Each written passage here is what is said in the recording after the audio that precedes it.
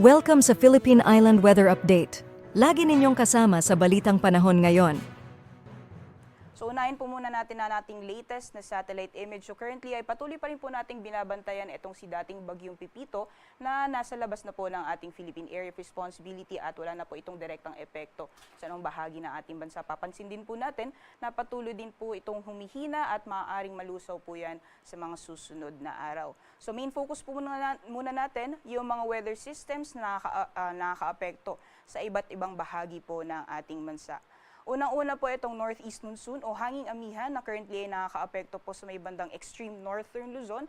Diyan po particularly sa may area ng Batanes at kumikita po natin sa nalalawing bahagi po ng ating bansa, yung galaw po ng mga kaulapan ay nakikita po natin ay dulot po yan na epekto ng easterlies. So nakaka-apekto po yung hangin na nanggagaling sa karagatang Pacific or easterlies sa may silangang bahagi naman po ng ating bansa. Kung makikita din po natin dito sa ating latest sa satellite image, meron po tayong linya ng mga kaulapan na nakaka-apekto naman po sa may bandang extreme northern Luzon. So yan po yung pagsasalubong nitong northeast monsoon, pati na rin ng easterlies. Yan po yung shear line at possible po na magdudulot din po yan ng mga pag-ulan sa may bandang extreme northern Luzon ngayong araw.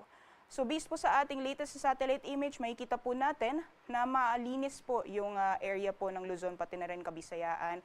Areas po ng extreme northern Luzon, posible pong makakaranas ng mga pag-ulan, dulot po na epekto nitong northeast monsoon, pati na rin ng shear line. At kung makikita po natin, may mga kumpul din po tayo ng mga kaulapan dito sa may area ng Palawan.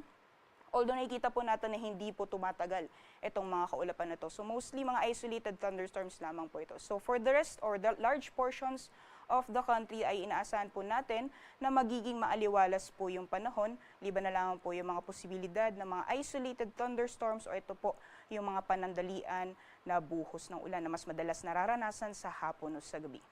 Kung makikita din po natin, dahil hindi na po nakaka-apekto itong si Bagyong Pipito sa anong bahagi ng ating bansa, besides po dito kay dating Bagyong Pipito ay wala na po tayong minomonitor na low pressure area o bagyo sa loob at labas ng ating Philippine Area of Responsibility. Para naman po sa magiging lagay ng panahon dito sa bahagi po ng Luzon, gaya po ng nakita natin kanina, yung shear line po pati na rin yung northeast monsoon ay nakaka-apekto sa may bandang extreme northern Luzon area. So may area ng Batanes, dulot po ng epekto ng northeast monsoon, makakaranas po tayo ng mga pag-ulan at mga kalat-kalat mga pag-ulan naman na may kasamang pagkidlat at pagkulog sa may area naman po ng Babuyan Islands. At kung nakita po natin sa ating latest sa satellite image kanina or satellite animation kanina, malinis po yung area naman po ng or nalalabing bahagi ng Luzon. So patuloy po yung mainit na panahon, lalong-lalo na pagdating ng tanghali or generally fair weather conditions po tayo ngayong araw sa malaking bahagi ng Luzon area. Liban na lang po yung mga posibilidad ng mga biglaan o mga panandaliang buhos ng ulan, dulot naman ng mga thunderstorms na mas madalas pong nararanasan sa hapon o sa gabi.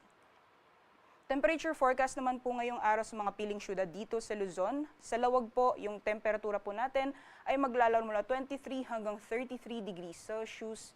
Para naman sa Baguio, 16 to 25 degrees Celsius, 24 to 32 para sa Tuguegarao. Sa Legazpi naman, maximum temperature sa aabot ng 32 degrees Celsius. Para po dito sa Metro Manila, agwat ng temperatura ay maglalaro mula 24 to 33 degrees Celsius. At para naman po dito sa Tagaytay, maglalaro mula 23 hanggang 31 degrees Celsius.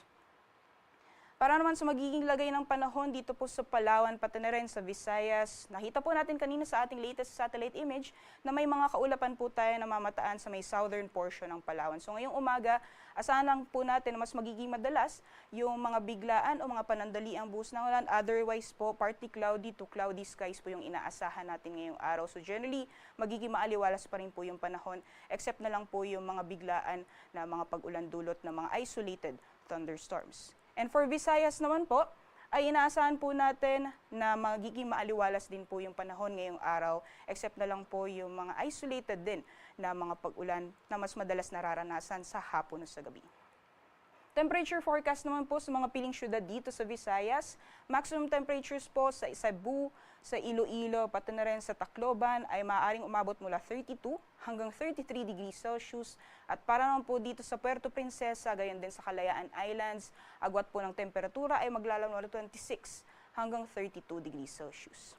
Sa magiging lagay naman po ng panahon dito sa Mindanao, so makikita po natin na maaaring mas magiging madalas po yung mga isolated or mga biglaan na mga pagbuhos ng ulan, especially po dito sa may eastern section ng Mindanao area. Otherwise po, patuloy pa rin po yung mainit na panahon, so partly cloudy to cloudy skies pa rin po inaasahan natin ngayong araw. At may mga posibilidad lamang po na mga isolated na mga pag-ulan, gaya po sa nalalabing bahagi po ng ating bansa na mas madalas nararanasan sa hapon o sa gabi. Temperature forecast naman po sa mga piling syudad dito sa Mindanao. For Zamboanga, temperatura po natin maglalaro mula 24 hanggang 34 degrees Celsius. Para naman po dito sa Cagayan de Oro, 25 to 33 degrees Celsius. At para naman sa Metro Davao, 25 to 32 degrees Celsius. Para naman po sa kalagayan ng ating karagatan, may babala pa rin po tayo sa matataas na mga pag-alon or gale warning sa mga dagat baybayin po ng extreme northern Luzon, dyan po sa may Batanes, pati na rin sa may Babuyan Island. So delikado pa rin pong pumalaot, lalong-lalo na po yung ating mga kababayan na may mga maliit na sakyang pandagat at sa nalalabing dagat baybayin po ng northern Luzon. Possible po na magiging maalon din yung karagatan, maaaring umabot po ng 3.1 meters yung taas ng mga pag-alon. So iba yung pag-iingat lamang po sa mga planong pumalaot sa mga dagat baybayin ng northern Luzon area. For the rest of the country naman po, slight to moderate or banayad hanggang sa tamtaman ng mga pag-alon ang mararanasan ngayong araw. Para naman po sa susunod na 3 araw ay inaasahan po natin at the very least for now wala po tayong ibang minomonitor na low pressure area o bagyo sa loob at labas ng ating Philippine Area of Responsibility, liban na lamang po dito kay dating bagyong Pipito. So inaasahan po natin na wala po tayong malawakan na tuloy-tuloy na mga pag-ulan sa anong bahagi ng ating bansa. So for this coming Thursday, maaaring patuloy pa rin po yung magiging epekto ng shear line, gayon din ng northeast monsoon sa may bandang extreme northern Luzon. And for the rest of the country naman po, mostly mga isolated rain showers or thunderstorms pa rin ang mararanasan. So ito po yung mga biglaan at panandaliang buhos ng ulan na mas madalas nararanasan sa hapon o sa gabi. Pagdating naman po ng Friday, maaaring unti-unti pong makakaapekto yung intertropical convergence zone sa may southern portion ng Mindanao. Posible pong mga pag-ulan sa may area po ng Davao region by this time. At pagdating naman po ng Sabado, maaaring pong makaranas ng mga pag-ulan din sa may Zamboanga Peninsula, gayon din sa Palawan area. So yung intertropical convergence zone ay possible po na magdulot ng mga pag-ulan sa may southern portion po ng ating bansa sa darating na weekend.